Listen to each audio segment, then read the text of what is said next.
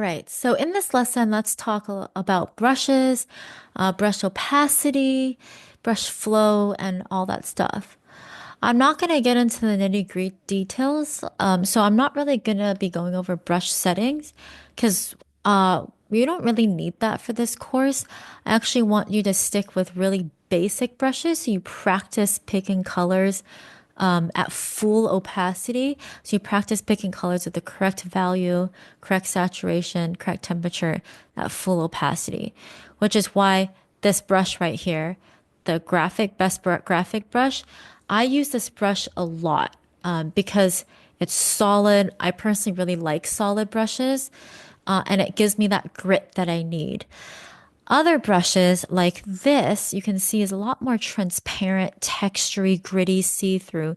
And even brushes like this, the Zach Rutch brush, very transparent.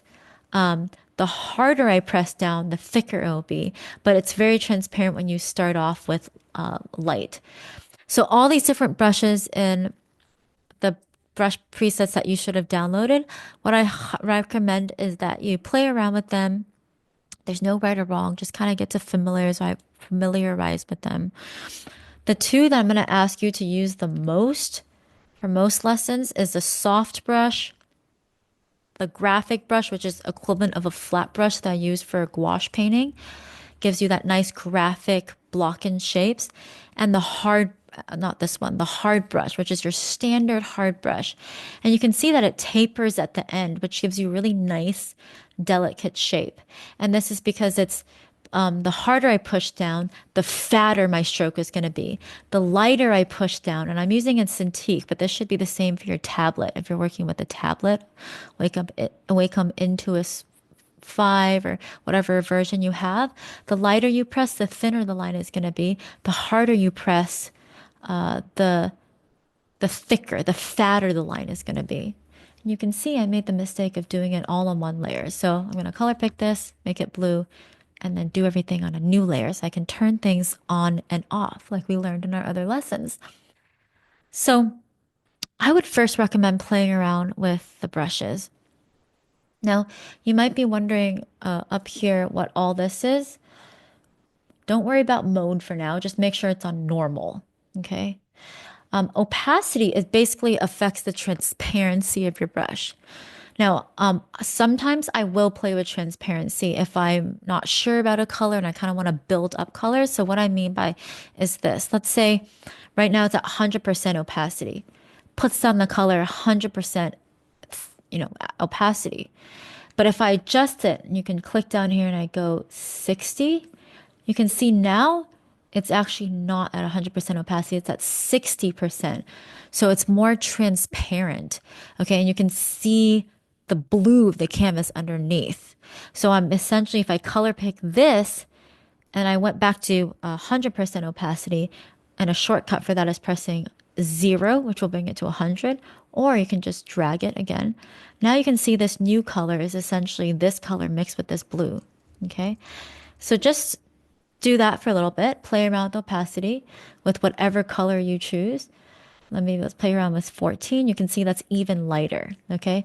So this is almost like the equivalent of building up layers when you're painting, maybe with, I don't know if you're oil painting or turpentine, or watercolor, you're kind of building up those transparent layers. These washes, that's what I'm trying to say. I I personally don't love this playing with opacity because if you zoom in, it creates all these overlapping shapes. Because basically you're overlaying transparency and some areas are thicker than others. So that's why I usually leave it at 100% and I just try to pick that correct value. So I would pick that correct light value and I would just paint something like that. That's my method of painting because I don't like things to look too like to me, this is a shape, this is a shape, and it starts to get really busy. Okay. So but still, regardless, it's still really fun to play around with opacity. Now, the shortcut to play around with that is pressing the hotkey, the numbers on the top. So if you have a Mac keyboard, I have them on the top. If you have a Windows, maybe you have a num keypad or something. If you press 9, you can see it's changed it to 90%, 8, 80, 7, 6, Five, four, three, two, one. Okay.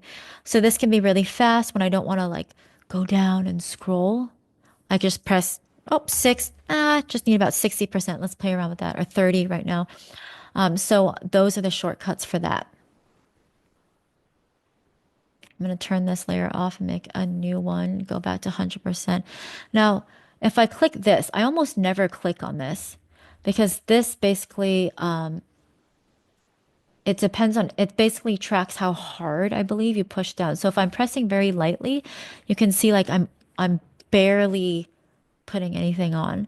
But the harder I push down, you can see now it's it's coming on harder. Now I'm going to just pick a darker color. So I'm pressing quite lightly and I'm going to build up that way. And I'm pressing, like I'm physically pressing harder on my Cintiq.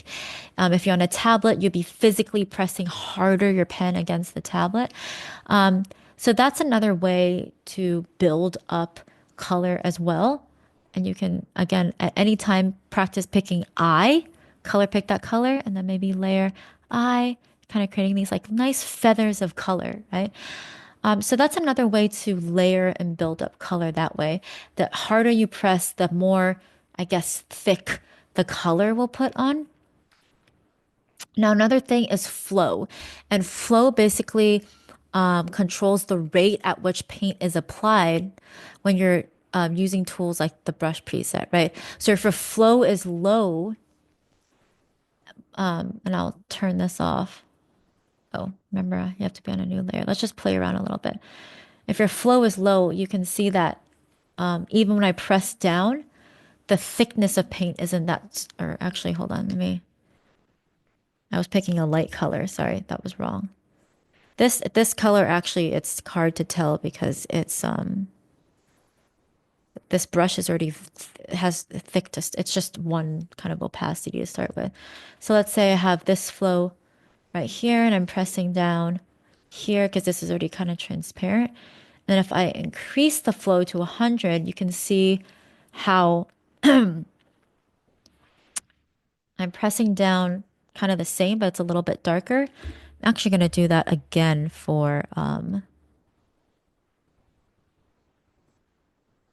want to try that again for another brush because that brush has some built-in color jitter built in. So let's just say I put the flow to 14. You can see that the amount of paint coming on is kind of scraggly. Okay. And then I'll just make a new layer and then I'll increase the flow to 50. And you can see that a lot more paint is easily coming on. Okay, so I'll make that smaller. I'll make this smaller. Oops, make this smaller. And then let's just make a new layer. And if I increase the flow to press B for brush. Now, when you press brush, this stuff will pop up. So if you're wondering why it's not popping up, it's because you're not in the brush setting. Let's increase it to 100. And now you can see the flow of paint is a lot more thick, like a lot more heavy, I guess you would say.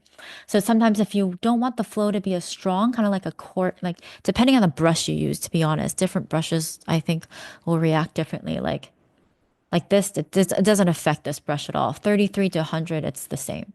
Okay, but other brushes that have a little bit more texture, I was using, what was I using? I was using textured chalk in this example.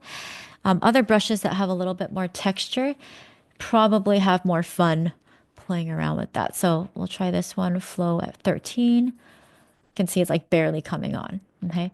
Increase the flow to 50, a little bit more. I really like this brush, by the way. It's like watercolor.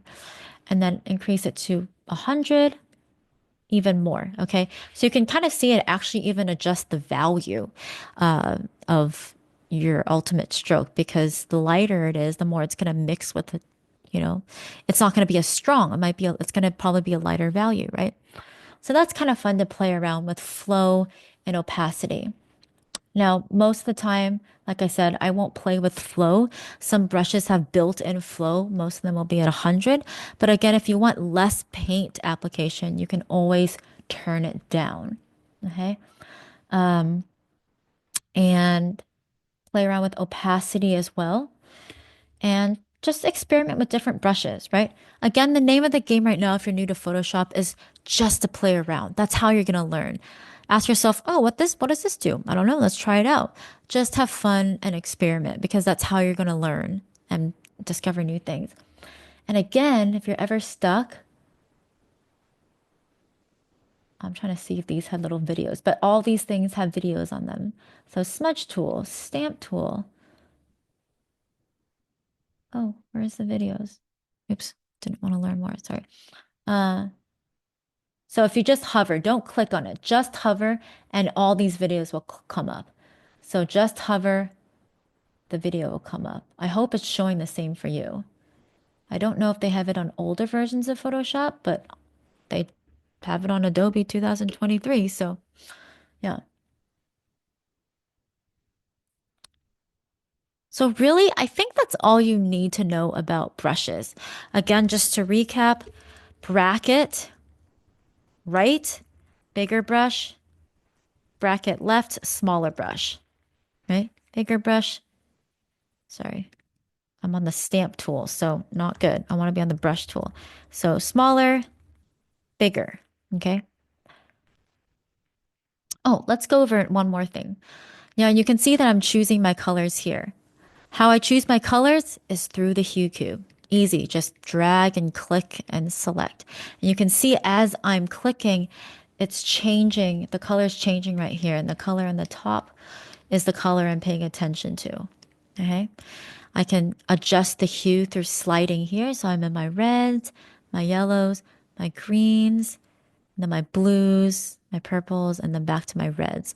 So this is almost like the hue color wheel, but unravel the hue. So this color is the same as this color at the end. And then everything in between is, the color wheel. So I adjust hue here, and I can pick whatever colors I want here. Now, I'm not going to go into color theory because I talk about that in my chapter about color. So I just wanted to show you this is how I pick color, right? So just practice making swatches, right? And just playing around with how much fun you can have with selecting different color.